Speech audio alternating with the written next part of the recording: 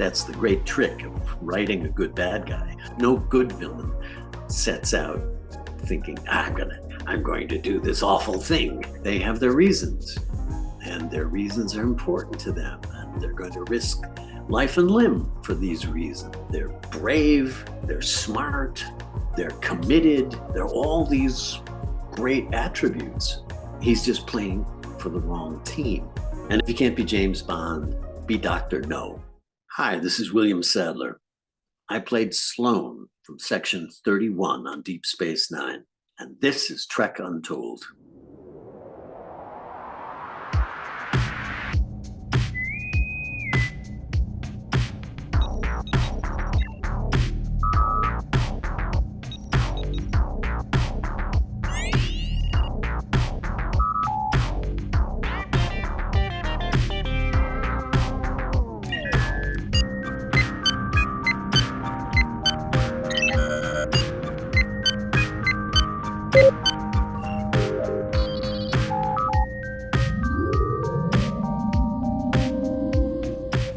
Welcome to Trek Untold, the Star Trek podcast that goes beyond the stars. I am your host, Matthew Kaplowitz. Star Trek is filled with memorable villains whose time is frequently short in the franchise, but their impact is massive. There's the Borg Queen, Khan Noonien Singh, Gul Dukat, and many others who left an indelible mark in the minds of Star Trek fans. Today's guest spent only 3 episodes in the franchise, but his role was so pivotal that fans are still shocked to find out just how brief his time on screen was. William Sadler played Luther Sloan for 3 episodes of Star Trek DS9, starting in Season 6 and ending in 7. Sloan introduced Trek fans to Section 31, a clandestine operation that kept the Federation afloat by working in the gray areas of the law. They were about results, and Sloan was just the beginning of this powerful and mysterious faction in Star Trek history. Sadler has made a career of playing big bad guys, but he's also played out of type across his wonderful career. You might recognize him as Heywood from the Shawshank Redemption, Colonel Stuart from Die Hard 2, and the Grim Reaper from Bill and Ted's Bogus Journey. He's also been in Tales from the Crypt Demon Knight, part of the Marvel Cinematic Universe in Iron Man 3 and Agents of S.H.I.E.L.D., The Blacklist, Power, Homeland, Roswell, Hard to Kill, and plenty more. This veteran of screen and television also spent many years honing his craft in the theater world, performing side by side, night in and night out with some true luminaries of the stage, and we're going to spend some time chatting about some of those stories today too. So go ahead and sit back in your armchair. It's time for us to get to know the man behind Section 31, aka Mr. William Sadler. But before we start our chat with this week's guest, I want to remind you to please follow Trek Untold on social media, including Twitter, Facebook, Instagram, and TikTok. You can find this show on all of those platforms simply by searching for Trek Untold. Make sure you subscribe to this show, whether that's on the audio platform of your choosing or on YouTube, where the video version of this show lives. And speaking of, make sure to check out our YouTube channel more frequently for episodes of our new mini show, Tales from Trek Untold, as well as other sci-fi goodies. And of course, don't forget to leave ratings, reviews, comments, and whatever you can do no matter what platform you're on to enjoy this podcast and show others that you're digging it too. If you want to support this show financially, please consider becoming a Patreon member at patreon.com/TrekUntold. Shout out to Trek Long Island, who is having their 2nd annual convention this summer at Hauppauge, Long Island, New York, from May 31st to June 2nd. Headlined by Melissa Navia from Strange New Worlds, Armin Shimmerman, Chase Masterson, and J.G. Hertzler from DS9, Ethan Phillips from Star Trek Voyager, and Gabrielle Ruiz from Lower Decks. Among many other modern and classic Trek shows, this 3-day event will feature autographs, panels, including some with yours truly, and other ways for you to hang out with the stars and meet your fellow fans. You can learn more about this event or buy tickets for it at treklongisland.com. Now, without further ado, let's go ahead and beam in this week's guest. Computer, access interview file. Whenever I see today's guest on a film or TV show, I know that I'm in for something special. Whether he's been a part of Section 31, a paramilitary task force, or the Grim Reaper, it's always an unforgettable performance. And I am elated today to introduce my guest and say, William Sadler, welcome to Trek Untold. Thank you, Matthew. It's good to be here. I have to tell you, a lot of times I tell my guests, I have this list that I wrote when I first started the podcast years ago. And there's like a bunch of names on that list. And William Sadler is one of the names on the very top of that list. So we're scratching that one off today. This list is getting shorter every year. I love it. Oh, good. I'm happy to scratch another name off your list. And there's so much I want to talk to you about today. So let's just dive on into things. And, before we get started, I do want to ask you the first question I like to ask all my guests. And that's, William, what's your earliest memory of Star Trek? I mean, were you a fan of the series back in the day when it was first airing, or have you ever been a fan of the show? I was a fan of the show, the original Star Trek, with William Shatner, Leonard Nimoy. I thought it was the coolest thing since, I mean, in spite of the fact that the special effects were just as clunky as can be. Back then, that was state of the art. That was, and if you're a kid watching it, those phasers looked real. And when Bones waved his magic twinkly thing over somebody who was injured, it was great. I mean, yeah, I was a fan of the original for sure. I didn't really pay a lot of attention, even though I worked with lots of the people involved in the subsequent series, and in fact worked on Deep Space Nine. None of them held that sort of romantic attachment that I had to William Shatner and the crew of the Enterprise. Very understandable. Now, I'd like to get a little bit of the secret origin story of William Sadler today. I'd love to hear a little bit about where you grew up, who your parents were, and what they did, and what little William Sadler wanted to be when he grew up. Let me see if I can find him. I'll ask. He's in the cupboard somewhere. I think I saw him. I grew up on a farm outside of Buffalo, New York, which is right in the snow belt, right in the lake effect snow belt. So we would get 90 inches of snow was not a problem. And I grew up on a farm. My dad worked at a dairy. He wasn't a milkman, but he was sort of in charge of a lot of milkmen back when milk was delivered by milk trucks in little crates. And you would leave a note for the milkman saying, "I need butter this week," or whatever. And my mom was a mom. She was a housewife at the time on the farm. I grew up with my older brother, my younger sister, and my younger brother, Tommy. So it was Gary, Billy, Cindy, Tommy. And quickly, the cool thing about growing up on the farm like I did was that we spent all of our time running around the barn. We didn't have cows or horses or animals like that we had to take care of. We had pigeons and we had rabbits, but we didn't have, big animals to take care of. So it was just this giant playground, was this enormous barn. And we would put on shows for the neighbor kids. I remember hooking my sister up to I would invent, I took like a colander and put wires on it and put it on my sister's head. And it was the brainwashing machine. And we just like act out everything, anything that we saw in the movies or anything we saw on TV, we would just act it out in the barn. So me and my friend John Messer from down the road, we would act out, a lot of times it was Combat was the show at the time with Vic Morrow. And we would run around the barn with our BB guns, dive out of the hayloft and come up shooting and be captured by the Germans and be rescued. And it just, these imaginary scenarios went on for hours and hours, until we got, someone would get wounded by the Germans, and you'd have to give them a bologna sandwich to heal them. And these were like crazy, wonderful, imaginary world that we were able to create because Um, we had a lot of time on our hands, and there weren't computer games, and there weren't. I mean, we watched some TV, but it was, um, there were 3 channels. They signed off at midnight or something.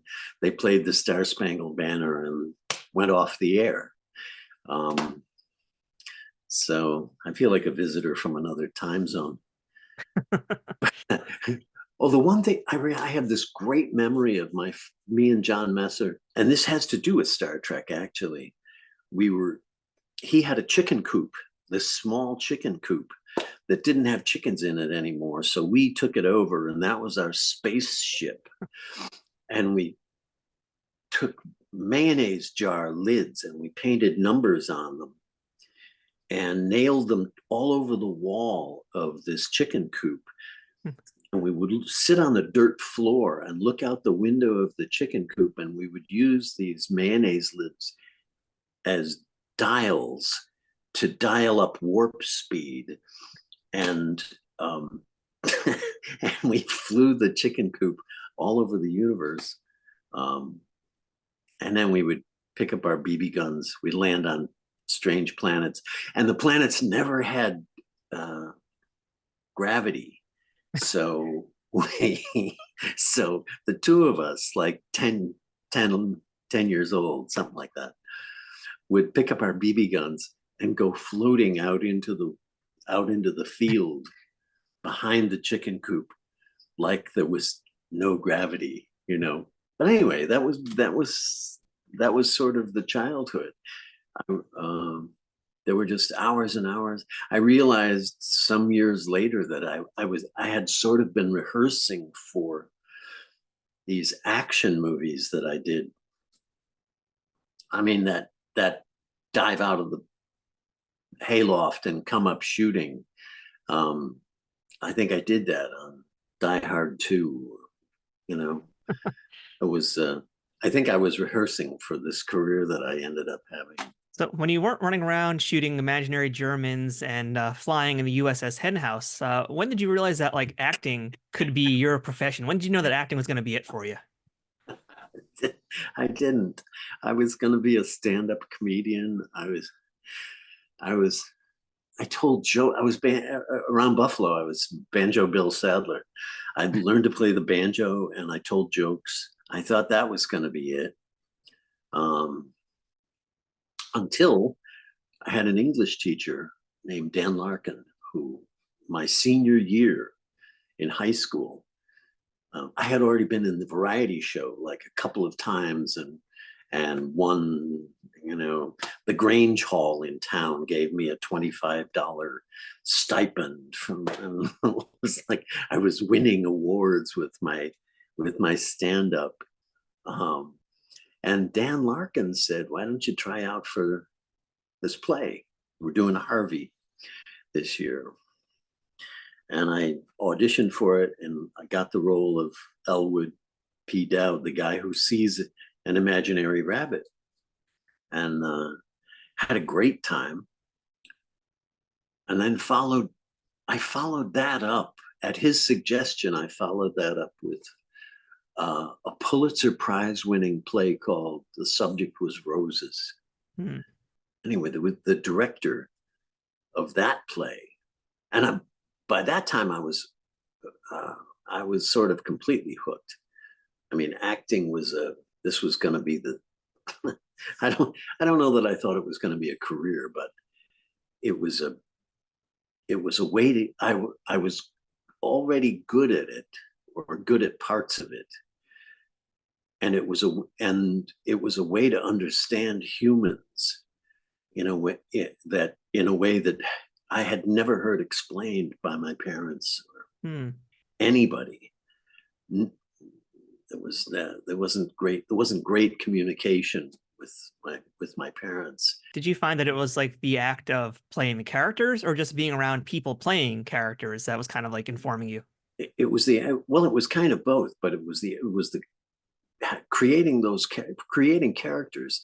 In The Subject Was Roses, he's a young man whose father is this abusive drunk, and you have you start with the words on the page, and you work backwards, and you have to figure out how would you have to feel to say that, and then why would you feel that way, and so on. And so you keep peeling the onion back, and the more I peeled, the more excited I became, because I was learning so much, and it was finally something. It wasn't that I was interested in the glory or the applause or whatever, or reviews. What excited me was that I was finally someone was explaining humans to me in a way that I had never understood them. And my whole career, that's been the part of it that I've found the most exciting or the most interesting. Yeah, I guess that's how I got started. Then I was hooked. Robert Schultz, that was his name. I'm sorry, that director. And he asked me, now I'm 18 years old and still in high school, and the Vietnam War is raging. And he said, what are you planning to do when you graduate? And I said, I'm going to go to Buff State and be an industrial arts teacher, because I didn't know. I had no idea what I was going to do. And he said, let me make a phone call for you. And he called the head of the drama department at Geneseo, State University College at Geneseo, Alice Austin. And he said, I met this kid, and I think you should meet him. I think he'd be a great fit for your program. And he drove me to Geneseo, and we had dinner with Alice Austin and saw a play. And by that time, the hook was in, and that's all I wanted to do was plays. I do know that you began your higher education at Geneseo, but you then went to do your master's. You earned your master's, in fact, at Cornell, very, very prestigious Ivy League school. I'd love to hear a little bit about your education there, and in particular, just if there was one lesson that you picked up at your time at Cornell that kind of changed your perspective on what you were doing. The time I spent at Cornell was it was very it wasn't as much fun as Geneseo had been. I imagine it's a lot more competitive in some ways. I was just go for it. One play after another, and it's Shakespeare, and it's Chekhov, and it's this, and I'm like soaking it up like a sponge. And then I auditioned, and I got a scholarship to go to Cornell and study acting for 2 years in this MFA program. There was all of a sudden I was being criticized by the other students, by the teachers, and it started to feel like nothing I did was good enough. I don't know why I'm doing this. I'm obviously no good at it. And I used to go fishing at night, and just I would get so depressed and anxious during the day that I had to go get Zen at night. And the thing that I learned a lot of techniques about acting, and how to take apart a scene and examine a scene. But one of the things that I learned that was maybe the most important is that you don't have to beat yourself up, that the best work kind of comes out of a joy for what you're doing. And as soon I was cast as Hamlet after Cornell, and the first rehearsal, all of us, I did the first few scenes and the rehearsal, and no one was criticizing. It was like, and I'm getting paid $500 for the whole summer. And it was just fantastic. It was sort of like I just exploded. It was fun again. Mm. And now it was fun, but I had some technique, you know, I had some scars, and I had learned, I think the big lessons that I've learned about acting, I learned in the theater in New York. Acting schools are great as far as they go, but there's something about doing it, you know, actually being in the arena and trying every night to hit it again, or find it, find it within yourself, so that it sings, and it's there for the audience, and it's there for you. And how do you do that? And it wasn't really until I got to New York and I was doing play after play, a lot of off Broadway, and then some off, and then on Broadway. And when you're doing I think I was in Biloxi Blues for about a year and a half. And the process of just showing up, get the instrument, get ready, and hitting it night after night, matinee, 8 times a week, carrying your part of this play, taught me more than Geneseo or Cornell ever could.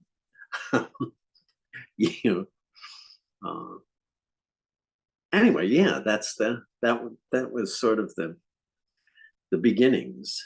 I'm glad you brought up Hamlet a little while ago, because that actually is the perfect way to kind of start talking about this other show that you did on Broadway. And I'd like to talk to you about playing Julius Caesar in the Broadway production you did in 2005 alongside Denzel Washington as Brutus. Right. You're talking about Hamlet before, but now we're doing Shakespeare on Broadway, which has got to be a thrill. And you're doing it with Denzel, so, and directed by Daniel Sullivan as well. I'd love to Right. hear any stories you have from your time on that show. the What's it like to be murdered on stage every night? it was awesome. It was truly awesome. I found myself, I love doing Shakespeare. And I found over time, doing play after play after play of, his work, that I sort of found my own voice in it. And one of the hardest things,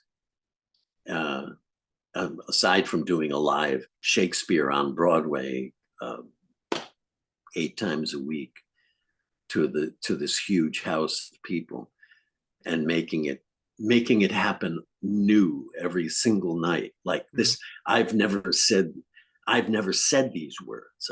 I've never felt this before. I'm bringing you along with me. It's got to be spontaneous. Right.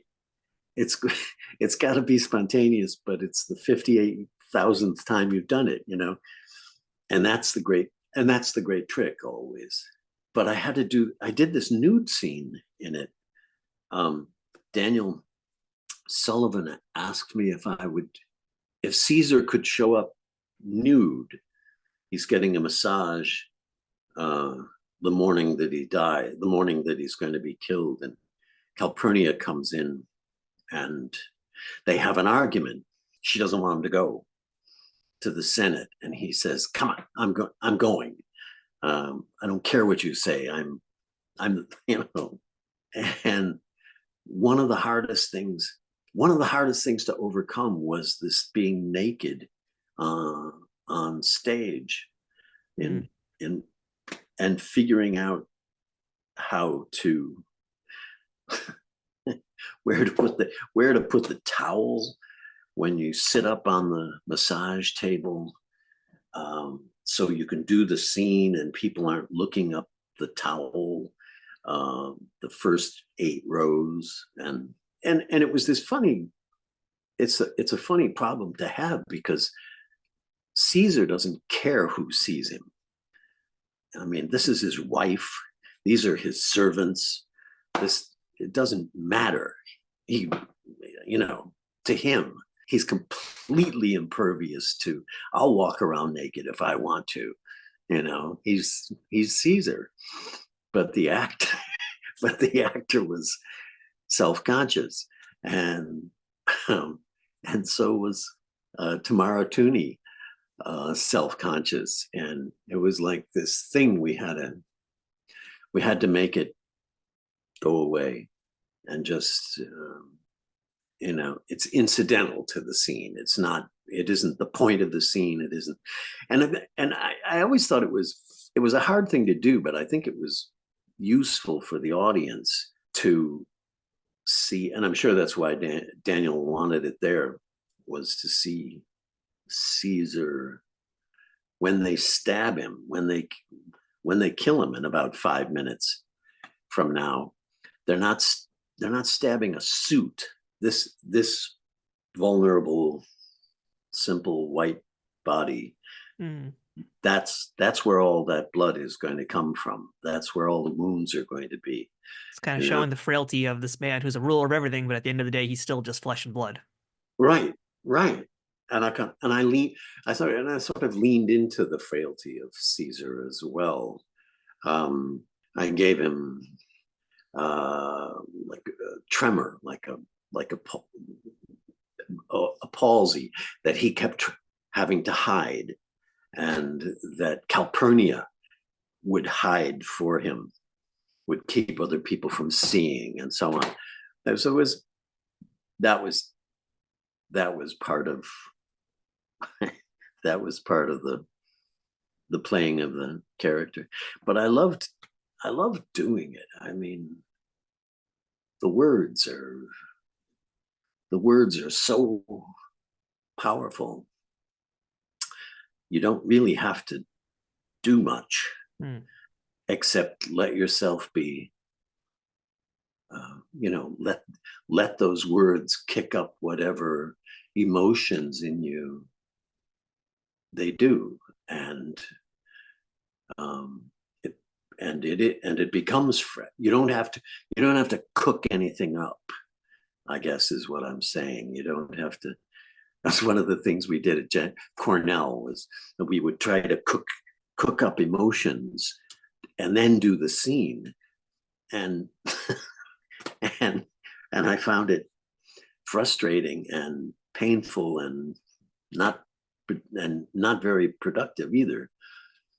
But if you give yourself over to those words, more and more, I could find that I could ride on them. They would carry me. And in fact, it was in the production of Hamlet that I did in 1973. There was one night, one performance, when the scene with Rosencrantz and Guildenstern, after the play within the play, right?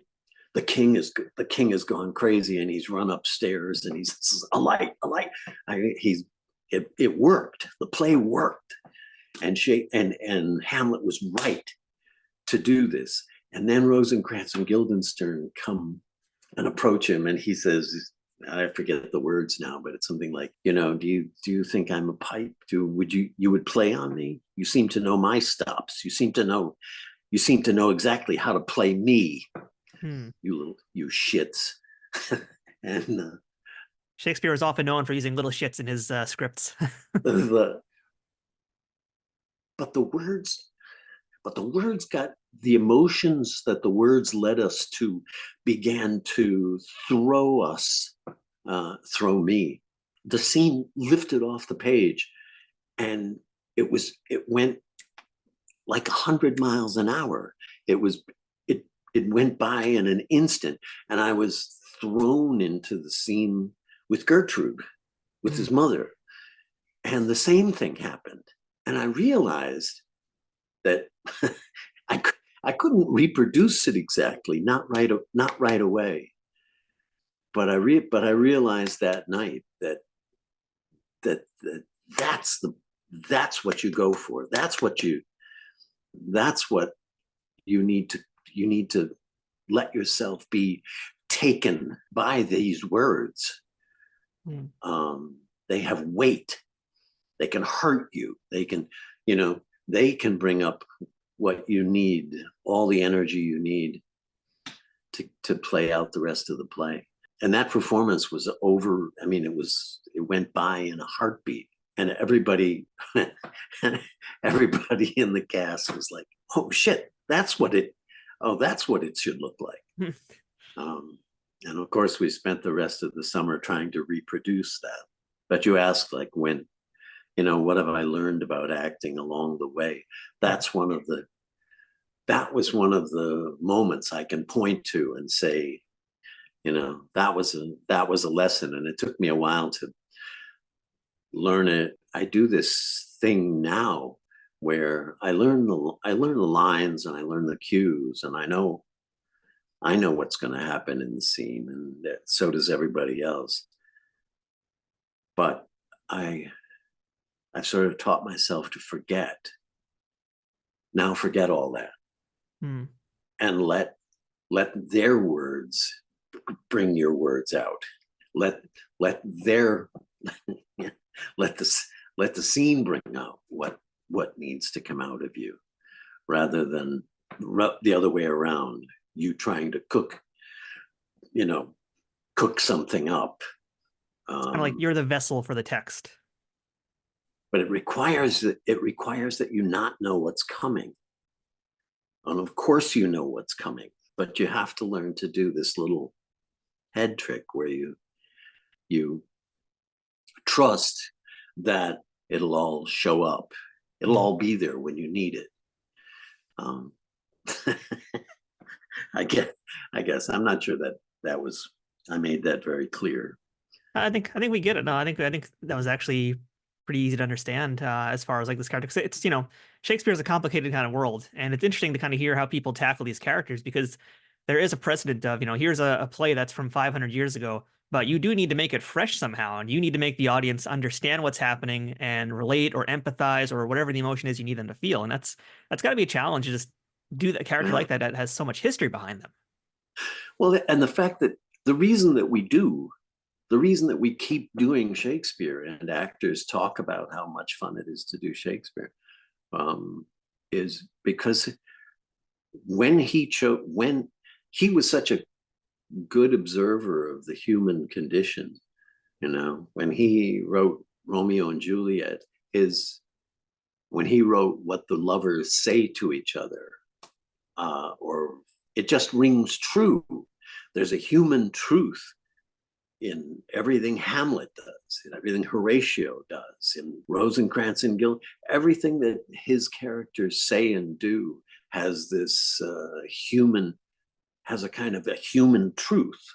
It makes emotional sense, and you can take it in lots of different directions. It's not just one thing. But I did Romeo and Juliet with Amanda Plummer as Juliet, and John Vickery as Romeo, and I love John Vickery. Amanda Plummer she went at this thing with she'd never done Shakespeare before, and she just threw herself into it, and it was magnificent. She was brilliant. She was, she was petulant and angry and snotty, this teenage girl who wants what she wants, and get out of my way. Why are you telling me I can't do this? And getting in the, and the nurse is trying to control her, and Friar Lawrence is trying to control her. And she was brilliant. I thought it was a brilliant thing. She let those words take her to places that I'm sure Shakespeare intended the actors to go. It wasn't reciting. It wasn't John Gielgud's. There's nothing. And it was like there's nothing wrong with that. He got where he needed to get to. But when Amanda Plummer just tore the ass off of scenes, you you said, "Oh, crap, that's of course that's Juliet." That's a young girl in love, and she's going to get what she's going to get. She'll do the reckless things that Juliet does. One of the great things about your very prolific career is that there's so much diversity in the roles, and we're going to now go from talking about being an emperor to being a prisoner, because I want to spend a little time talking about Shawshank Redemption. And your role as Heywood, because one of the things I really love about Shawshank is not just the script is perfect and the acting is amazing, but it's also that every character really had so much to work with. And even Heywood, and even I could even say the warden or anybody else there, like for the most part, they were all pretty three-dimensional, and even Heywood was a kind of complex character. So I'd love to hear, any of your favorite memories from that set, and more just what you thought about Heywood and doing that kind of a role. I guess Heywood does some pretty cruel things. I mean, he plays that game in the beginning where he makes the bet that gets fat ass killed. I wanted to give him another color besides being a hardened criminal, to hell with everybody else. And what do you care for fresh fish? Yeah. He's dead. You could go that way. You could make him that, but I didn't find that all very interesting. So I kept looking for places where, for example, when he wins the bet, when fat ass starts yelling, "I've won the bet. I didn't mean for him to get killed." And he doesn't know that Hadley's going to beat it. Hadley's going to come down here and beat him to death. And I started trying to shut him up. And that's not in the script. That was something that I wanted to, come on, shut up. I won the cigarettes. I won the bet already. I also added a slight stutter, which I found Frank actually asked me to not do it, but I kept doing Frank Darabont, the director. And usually if director really doesn't want it, and I guess maybe I toned it down for him, but I put it there because it softens the man. And then come to find out from guards we actually shot it at a prison. Some of the people that used to work there, the guards said that after enough years, inmates will often develop a stutter, which I didn't know when I did it. I guess those two things, and drinking the beer. That beer scene is magical. The beer scene on the roof and offering Andy the beer. And then when he doesn't want it, I did this little walking away. I was like, back to the guys. I don't know what's up with him. But we're all having this, it's magic. It's, you're right. Yeah, they were it was fun to find all of these little moments, little things. Also watching James Whitmore work and Morgan Freeman was just that was an acting class. That was a master class, to be able to sit in scenes, look across the table. What I found was that like those dining room table scenes where we're all around the table with everybody. Yeah, in the cafeteria. Everybody brought their game. It wasn't like there was a movie star and then there were, everybody else is just doing their supporting roles. It was like everybody brought their A game to all of those scenes. There's something kind of theatrical, I feel like, about the film, and in particular those scenes too. But there's something more theatrical and less filmic, I think, in a lot of ways. about Shawshank. I'm not surprised.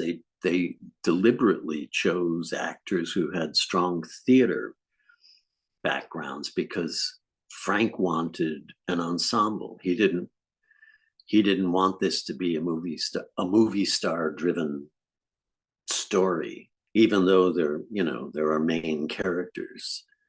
Um, he wanted that ensemble, and so they went out of their way to find actors with strong theater backgrounds, and that's what they got. We shot it in sequence, which you never do, and they did that because it spans 19 years, and they realized that going back and forth with the makeups and the hair and the clothes, aging everybody 19 years and then going back and being young again, and so it was going to be easier for everybody if we just shoot this in sequence, which never happens. And the other thing we did that never ever happens is we rehearsed.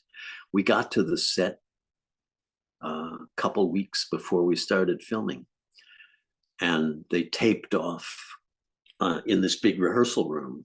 They taped off where the walls are and where the doors are and what have you, and we rehearsed because he wanted the ensemble to look like they'd been together. They'd lived together for ages and ages, and not, they weren't thrown together the first day. He wanted all of that little byplay and slap assing and ass slapping and, the fooling around that the guys all did. He wanted that established before we started filming. One of the things that I noticed in the film, rewatching it for this interview, was something I'm kind of curious to find out if there's any tension behind it. But I noticed that the character of Heywood is really kind of centered around a lot of death. Like we mentioned with Fat Ass, like he's essentially responsible for Fat Ass's death indirectly, but he is. And then later, Brooks, is holding a knife to his throat, threatening to kill him. And right. I was kind of wondering, like, I don't know if you noticed any of that when you were like performing the character, but it feels like for whatever reason, there's kind of this specter of death almost looming over Heywood at all times, more so than the other characters. Again, you play these things one note at a time, and it's like a piece of music. You can't play the end of the movie at the beginning of the movie. I guess I didn't really think. I also bring Andy the rope, and everybody says, what? He's gonna, they might just not be a crazy fan theory after all. I don't. Well, but everybody thinks I brought him the rope and he's gonna hang himself. I hadn't really thought of it that way. That's an interesting observation. I didn't see that, I don't think, when I was playing it. I know when I deliberately didn't want to play that he's happy that Fat Ass gets killed or he's indifferent to Fat Ass's death. The reason that he turns and bites Andy's head off when Andy says what was his name is that comes out of a kind of guilt. It's none of your fucking business. He's being defensive because he knows, we didn't mean to get him killed. That was what I was playing there, as opposed to in like Die Hard 2, where he can kill a whole plane load of people and doesn't, he's missing that empathetic note completely. He could care less. He uses them to get what he wants. That's it. And let's talk Die Hard 2, actually. Let's talk about Colonel Stuart here. And I'd heard that there was an audition story, and I'm wondering if it's true. I read that there's a story regarding like how you got the role. I was shooting a movie with Dennis Hopper called The Hot Spot. And my agent called me about while I was filming that, or maybe we were just wrapping it up. And I think Dennis may have had something to do with my getting that role. No, they called me in, and I read with Bruce Willis. There was the director, Rennie Harlan, and and Joel Silver, the producer, and Bruce Willis. And my reputation as I think it was the third movie I had done. So I was still a very new face in Los Angeles. And everything I had done, I did Project X where I killed all the ape chimps and things. And then I did I did Hard to Kill. I killed Steven Seagal's family and I was an asshole in Dennis Hopper's movie, The Hot Spot. So by the time we got to Die Hard 2, I had established myself as someone who could, kill you and sit on your chest and eat a sandwich. And that's, and I think that's what they wanted. It was intimidating because I was new in town and I hadn't done, like I said, it was like the fourth time doing a movie. And there's a learning curve to working on camera, So it took me a while to it took me a while. I was talking about running around the barn and playing with my friend John Messer. There's a scene in Die Hard 2. I've told this story before, so people will excuse me if they've heard it. But where we're all around the nose cone of this plane, and we open fire with these automatic weapons and throw grenades, but they're real automatic weapons. They're real weapons. They're real guns. We're firing blanks, right? And they're full loads, and the racket is incredible because there's like 4 or 5 of us all firing at once, and it's just raining brass shell casings everywhere. We did the first take, and Tim Cooney, the sound guy, came up to me and said, "Bill, you don't have to make that sound with your mouth anymore." Because apparently I was still 10 years old playing in my barn. Running around shooting Germans. Yeah, that, and there was another nude scene in that was. I was going to ask about that because we go from one nude scene to another in this interview. But yeah, I think that one's pretty iconic as far as Die Hard 2 goes. It was terrifying, and it was it was supposed to be a closed set. They're always supposed to be closed sets, but I got there. I usually got to the costume fitting, and we've tried on all the costumes, and with Rennie Harlan, and we got to the end of it, and I said, what's he wearing in the hotel room scene where he's doing Tai Chi? And Rennie Harlan looked at the costumer, and the costumer looked at Rennie, and there was this awkward silence, and then Rennie said, "Well, Bill, I was thinking you would be nude." And that was the first that I heard of it. And if I'd had my senses, I would have said, "Well, I need you to call my agent. We're gonna renegotiate this thing now." But I didn't. I said, "Well, push that scene off to the end of the movie and get me a trainer. Get me in a gym and get me a trainer."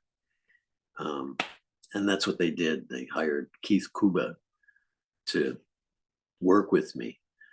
And, I tried to beef up for those scenes. And it was supposed to be a closed set, but there was a line of chairs facing the set, and Joel Silver sat right in the middle. On all of a sudden, they were like, every producer was there, every people were bringing pizzas in. It was an event. Secretaries were showing up with faxes. Yeah. But like once you drop the robe and you do it once, it's like, yeah. Okay, now you've all seen it. Let's go. How many more takes? What else do you need? Let's go. Hey everybody, we'll get right back to the interview in 1 second, but I wanted to remind you all to check out Trek Untold over at Patreon. Patreon is the best way to directly support creators of things you like through a monthly subscription of an amount that you can choose. Trek Untold has a few different tiers already with different benefits, ranging from early access to episodes, the ability to ask a future guest questions, exclusive merchandise, and other bonuses that I'd love to offer, but first I need to grow that Patreon community to do that. Trek Untold has been around since mid-2020 and has grown a ton since then, thanks to listeners and viewers like you. Through a platform like Patreon, you can help me keep improving the quality of each episode and keep bringing you new interviews with folks that make the Star Trek universe what it is. If this community can grow more over on Patreon, I can offer new perks like watch parties, exclusive Trek Untold episodes, being able to directly interact with guests, and other things, but in order to do that, I need to know my audience wants these things. The best way to tell me what you want is by supporting us on Patreon, so please check us out at patreon.com/TrekUntold today and become a bigger part of the Trek Untold family. And now, back to the interview. I was watching one of your videos on your YouTube channel and you were talking about some of your different characters, and you talked about this sort of intelligence meter that you have when you're approaching them. And like you mentioned with Heywood, you kind of turned it down. I think with Sloan, you had it turned very high up. I'm curious about what you did when you were on Bill and Ted's Bogus Journey as Death. Like, where does he fit exactly? Because he's just like doing one thing. He's playing it real straight in a world that is very much not around him. How did you do Death? I think I may have turned it down for him as well. He's never had to play Clue or Twister or, none of those things. He's not terribly bright. It was more fun to play him that way. And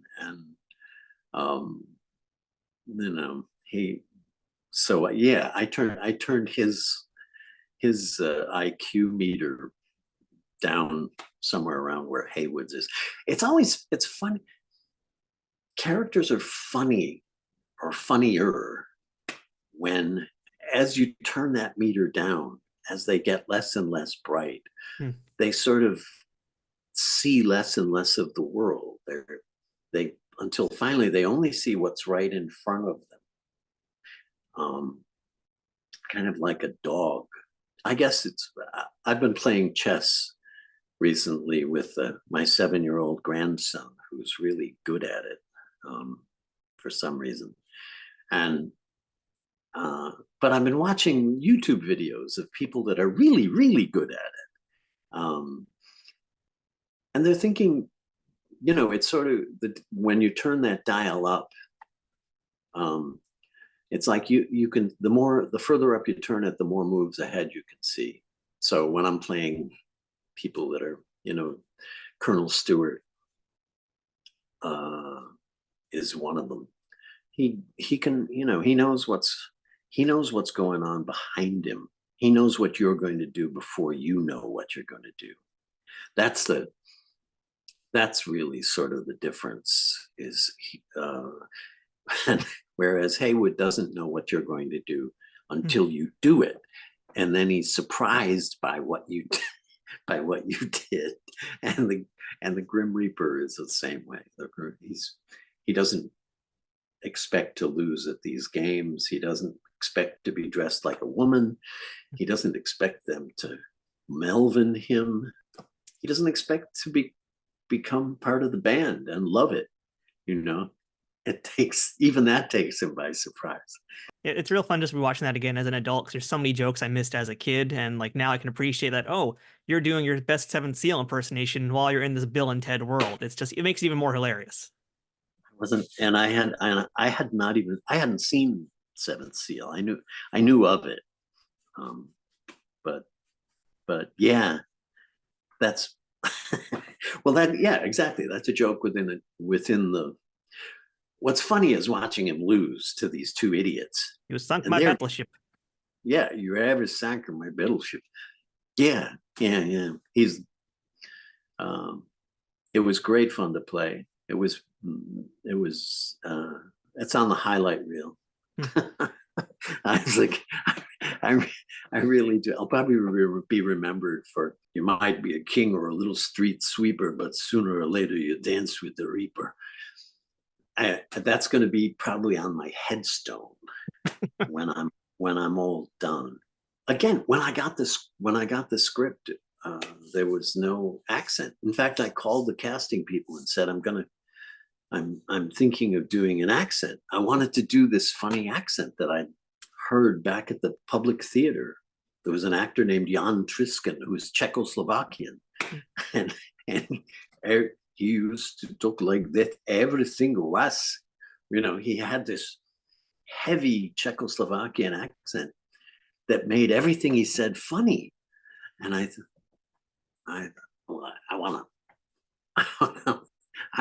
want to do that at the audition.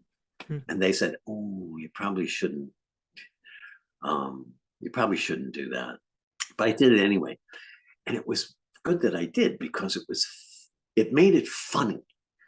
It just made him funny. You can read the phone book with that accent and emphasizing all the wrong syllables, and it was weird. They put me on tape, and then I didn't hear anything for a couple of weeks, and I finally got a call. I got a call from, I think they went out to like Vincent Price, and they were looking somebody to play the Reaper, this big scary person, Christopher Lloyd and Christopher Lee.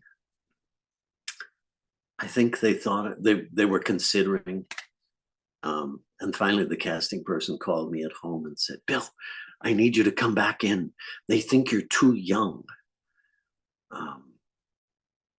to play this. So go to a Halloween store and get some gray and put it in your hair, and black out your teeth or something, because you're too cute. You're too young. You're too attractive and too young." So whatever. And I thought, well, that's going to look like, that's just going to look awful. So I called the makeup man, Scott Edo from Die Hard 2. And I told him my problem, and he said, "Come on over to my house. I happen to be in town. Got all my stuff here in the kitchen." So the morning of the audition, I went to his house at 7 a.m. and he did this age makeup on me. And I looked like 70 or something. I was like this. And I drove to Orion, and I did the audition again. And it worked. I got the job. But there was a producer there apparently who said, he looks a lot older in person than and then they couldn't figure out the makeup. They were like, they didn't know what he should look like. And there were all of these different makeup designs that they were playing with that I didn't realize at the time, because I'm just the lowly actor. But they came up with this like white ball cap, no eyebrows, so on. Mike Mills, the special effects makeup guy, we used to meet at like 3 hours before they started filming to put all the makeup on, and then another 45 minutes at the end of the day to take it off.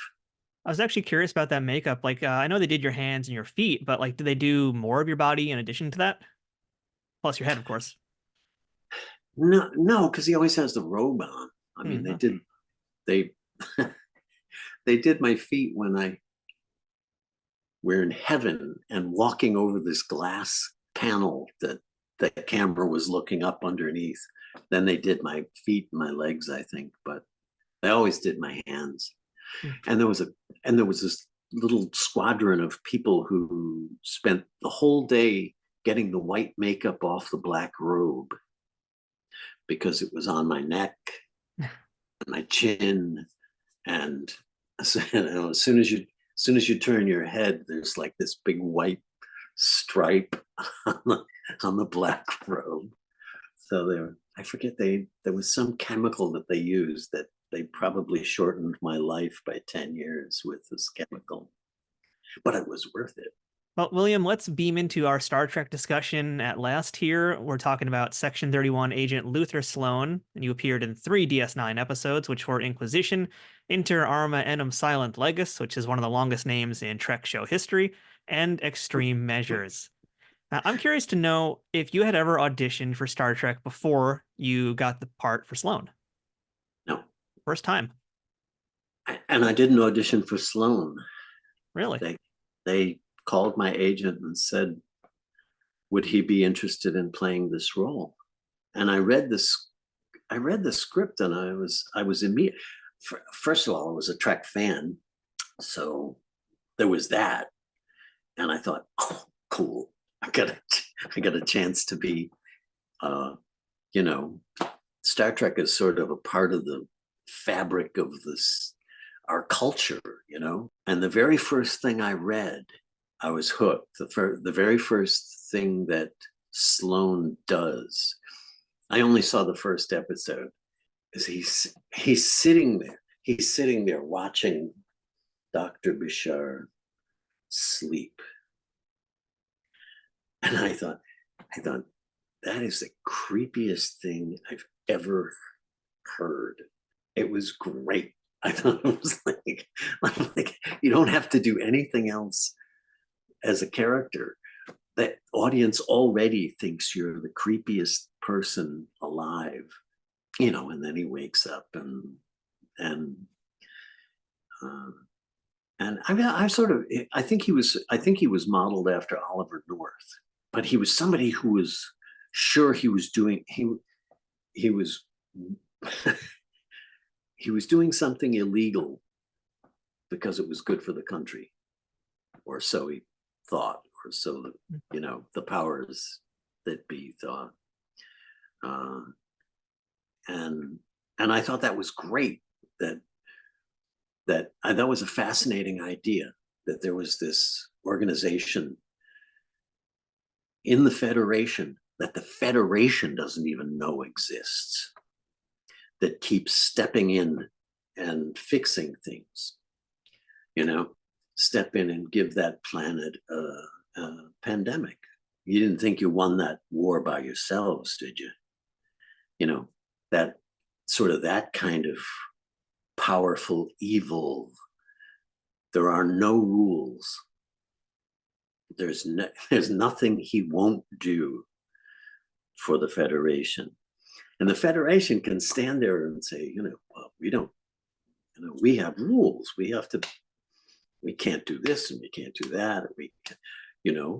We abide by all of these rules because we're good people. and here was this organization that's I know, you're good.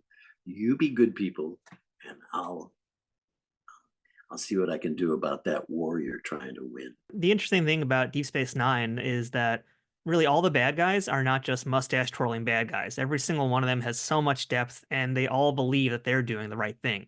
And that's got to be a real juicy kind of role to bite into. That's the great trick of writing a good bad guy. Colonel Stewart's the same way. He thinks, no good villain sets out thinking, I'm going to do this awful thing. They have their reasons, and their reasons are important to them, and they're going to risk life and limb for these reasons. They're brave, they're smart, they're committed, they're all these great attributes. He's just playing for the wrong team, and that was Colonel Stewart. That was good villains are always fun. And if you can't be James Bond, be Dr. No. Don't they're fascinating. They're more fun. The hero has to abide by all sorts of rules. Villains don't have any rules. And I want to give you a bit of Star Trek trivia here about these episodes of DS9. I'm not sure if you were ever aware of this, but Martin Sheen was actually originally considered for the role of Sloan. And according to, this is an actual quote from the Star Trek Deep Space Nine companion book. Let's get real nerdy here. And basically, this is a quote from Ira Stephen Bear, and kind of like why they went with you. They said was they needed someone, and I quote, who had real power as an actor and who could keep you from jumping to a final conclusion about his character. Have you ever heard that before? Whoa, no, That's all for no, you. no. Wow, that's wonderful. I like that. Real power as an actor, and you're not sure. It could keep you guessing. Yeah. Is he? Wait a minute. Whose team is he on here? Yeah. No, I'd never heard that before. That's wonderful. I'm kind of amazed that there were only 3 episodes.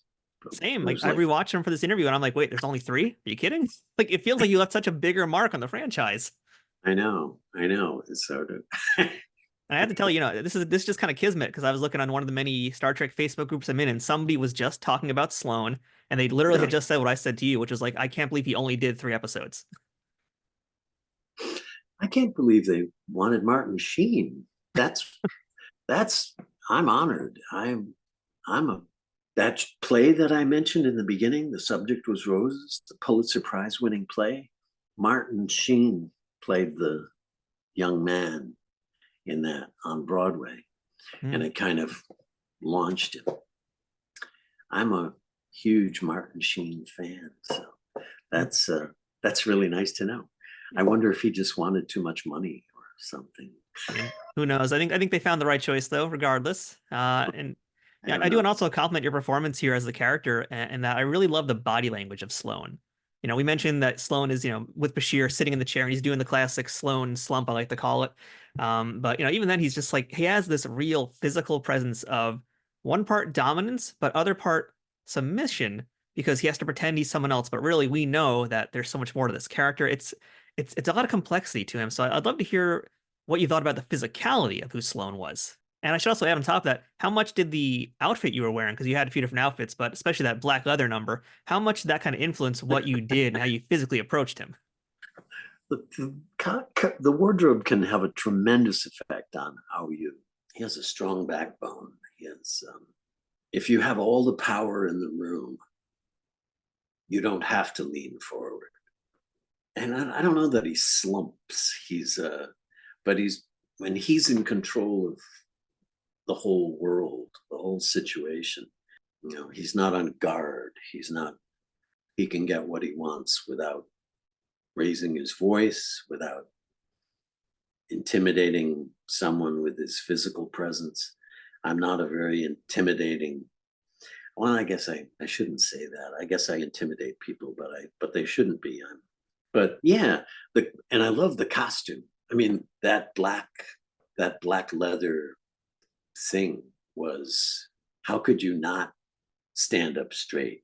And it's that's some real James Bond supervillain costume right there. Yeah, you don't have to do much else. If you're dressed like that, you're already dangerous, and you can't slump. You can't, it's no. Your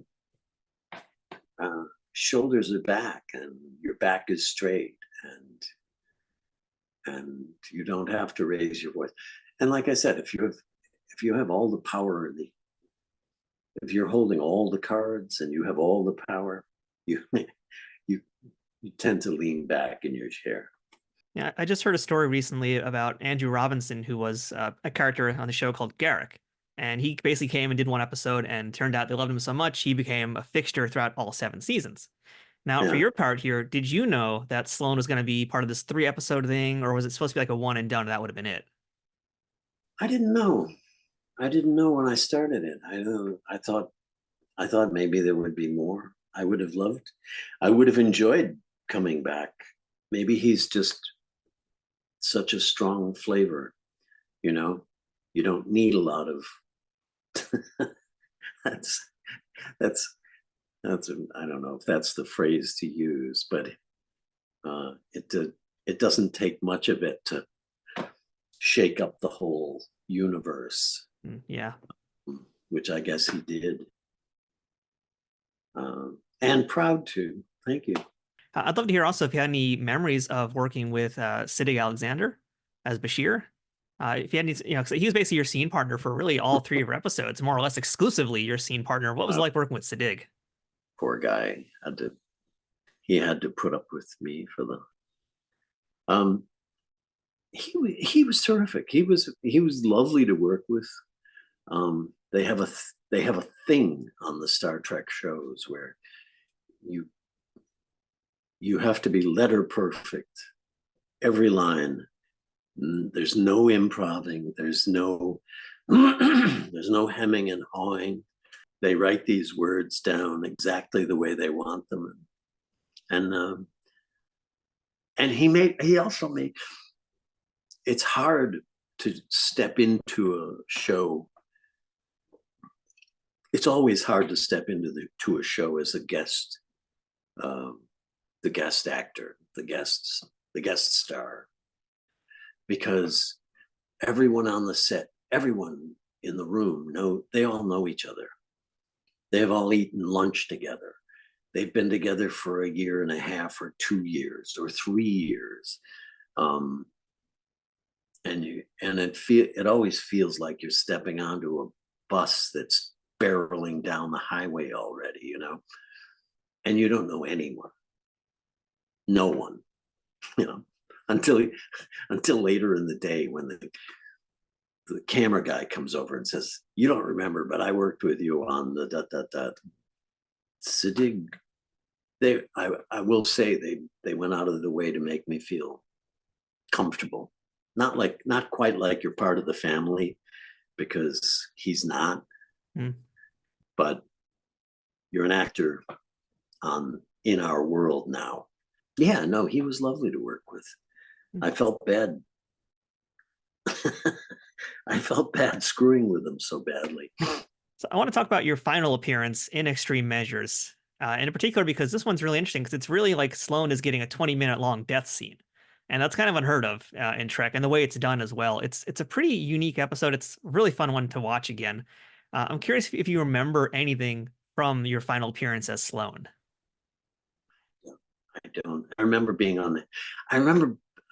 unhappy that they were killing me off. But what a way to go! Yeah, they're chasing me in my own head. I thought was pretty terrific. But I was, at the same time, I was like, nuts. I would have been happy to do lots more episodes. But yeah, I don't remember a great deal about the final days of shooting that last episode.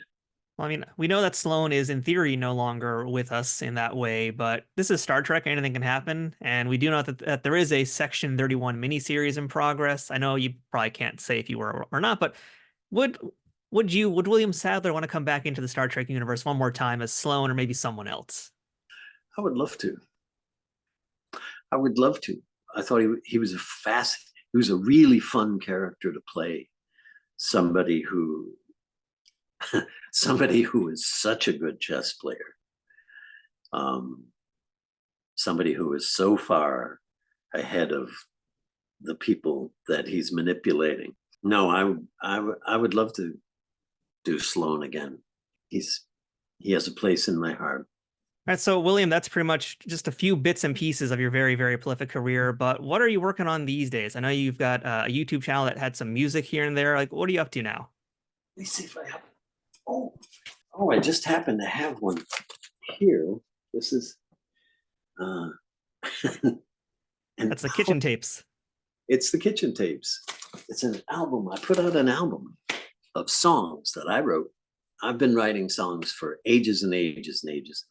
And I finally, during the pandemic, I got around to making recordings, decent recordings of them with good musicians playing. And you can go to therealwilliamsadler.com or williamsadler.bandcamp@bandcamp.com. And if you buy their CDs, their albums, it's a lot of fun. It's a really nice album. The proceeds go to St. Jude's hospital for children, the cancer research hospital for children's cancer. So it's a good thing. So I don't get rich from it. There are 275 albums, 275 CDs, and they're numbered and signed, each and every one of them. So feel free while they are available. We're going to have links to that in the show notes for this episode, so make sure you check them out. And we're also going to have links to William's YouTube channel, because there's a lot of fun songs in there. I was especially a fan of the dildo song. And we'll leave that one for a different episode, I think. But I want to wrap things up here with just one last question for you. And this was an easy one, I think. William, what's the best thing about being a part of the Star Trek universe? The best thing about being part of the Star Trek universe is that the fans are so incredible that I did 3 episodes as Luther Sloan in Section 31, and it's had reverberations for decades now. I think the fans are what's astonishing about I've done lots and lots and lots of projects. I don't think I've ever done one that had such a devoted fan base. And it's amazing. So thank you. Well, thank you for being so fan friendly, and thank you for chatting with me today and my audience and telling us so many of your really awesome stories. I mean, I got to just tell you one last thing is I just love seeing anytime I see you on screen, because I know it's going to be this fully formed 3-dimensional kind of character. I know you're going to give it your all. And it's just been, really, I'm kind of without words. I'm babbling at this point, but for real, it's been awesome to talk to you, because I've been loving you for so many years. And I look forward to hopefully, if we find a way to get you back in Star Trek somehow, but if not, whatever you're working on next. Well, it's been fun. So let me know if you want to do it again. Absolutely. Thank you so much, William. We'll give you the live long and prosper to you. Thanks. Close enough. Take care. Bye. That's it for this week's episode of Trek Untold. Thank you for checking it out. Don't forget to follow us on social media, whether it's on Twitter, Facebook, Instagram, or TikTok at Trek Untold, and subscribe wherever you are listening to or watching on. And that includes the audio versions on whatever platforms that might be, and our YouTube channel, youtube.com/@TrekUntold. If you'd like to support this show financially, please consider visiting patreon.com/TrekUntold to become a member of this show. And along with getting access to all sorts of wonderful perks, you'll also know that you're helping out this show continue to thrive, survive, and make new content all the time. I'm Matthew Kaplowitz. This has been Trek Untold. Thanks for watching. And until next time, always remember, fortune favors the bold. Trek Untold, the Star Trek podcast that goes beyond the stars, is powered by the Rageworks Podcast Network and affiliated with Nerd News Today.